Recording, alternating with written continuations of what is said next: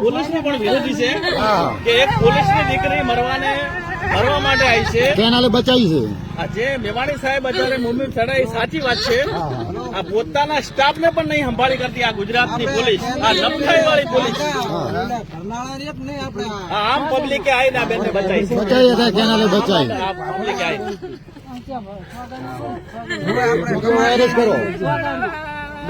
આ પોલીસનું જ કારણ છે. પોલીસનું રક્ષણ નહીં કરી શકતી. બેન કેનાલ ઉપર પડે છે અત્યારે